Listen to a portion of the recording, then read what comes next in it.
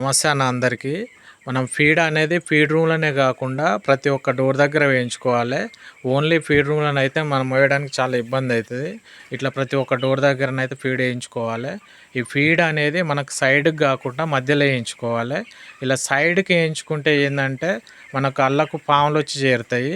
Plus ఇంకోటి వర్షం వచ్చినప్పుడు జల్లు పడుతుంది. ఈ జల్లు పడడం వల్ల ఫీడ్ వేస్టేజ్ అవుతుంది. మనకు తడిసిన ఫీడ్ మన కోళ్ళకి వేయొద్దు.